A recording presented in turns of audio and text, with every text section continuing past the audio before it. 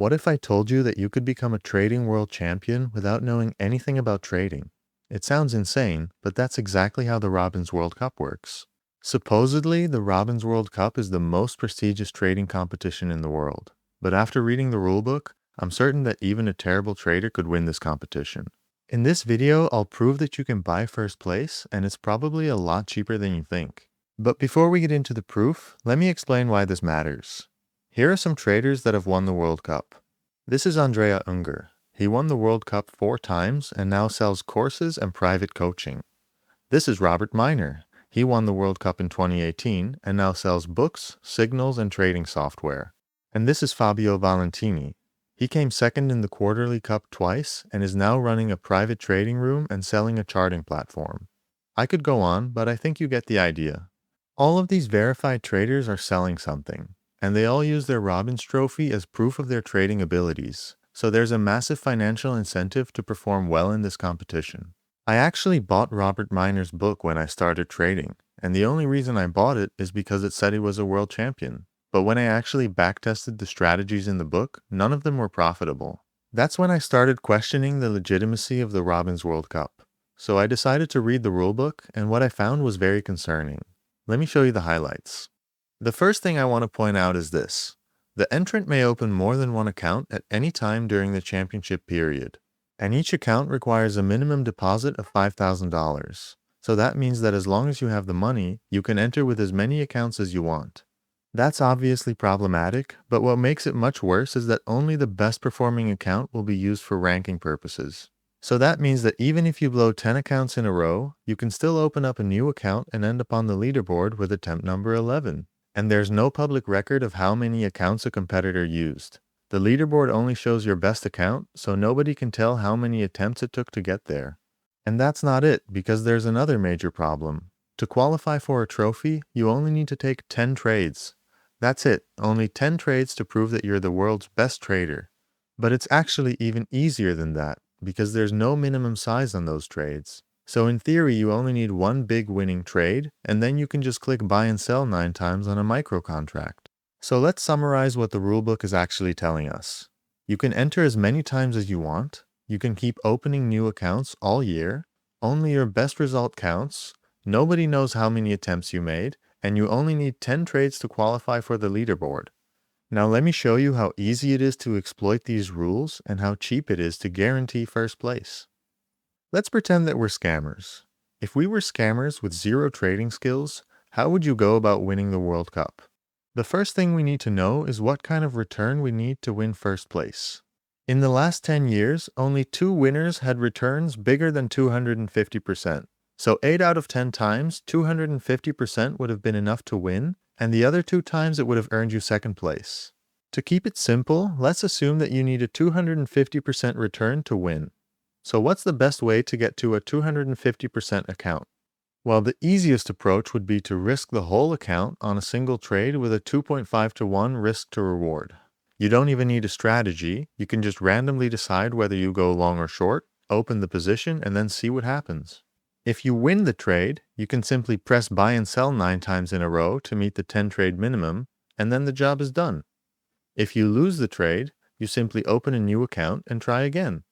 And we can easily calculate how many accounts you would need to have a 95% chance of winning.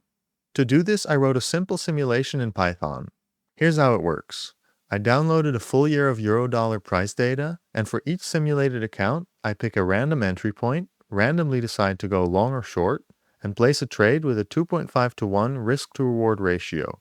The take profit and stop loss are set based on the average true range, which is just a measure of recent volatility. If the take profit is hit, the account wins. If the stop loss is hit, the account is blown, and we try again with a new account. After 10,000 simulations, these are the results. With a single account, you have about a 28% chance of winning. With each additional account, the probability increases, and by account 9, you've crossed the 95% threshold. So with only 9 attempts, you have a 95% chance of getting at least one account to 250%. And we can convert this to a dollar amount. Each Forex World Cup account requires a minimum balance of $5,000. 8 of those accounts blow up, so that's $40,000 in losses. But we also make 12.5k profit on our winning account, so the total net cost is $27.5 thousand. So for $27,500, you have a 95% chance of becoming a Forex World Cup champion, even if you know nothing about trading. That's already a surprisingly low number, but there's actually a way to make winning even cheaper.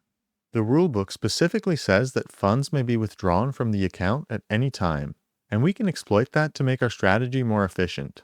Instead of risking the entire account on each attempt, what if we only risk a fraction of our account? Let's say that we risk 20% or $1,000 on a trade with a 12.5 to 1 risk to reward. If we lose, we still have $4,000 left in the account. Then we can withdraw the leftover funds, open a fresh $5,000 account by topping up the $1,000 that we lost, and try again. Each failed attempt only cost us $1,000 instead of $5,000. The trade-off is that a higher risk to reward means a lower win rate, so we need more attempts. But because each attempt is cheaper, the total cost might still be lower. So I ran the same simulation across different risk fractions to find the optimal split. It turns out that risking 15% of the account is the sweet spot.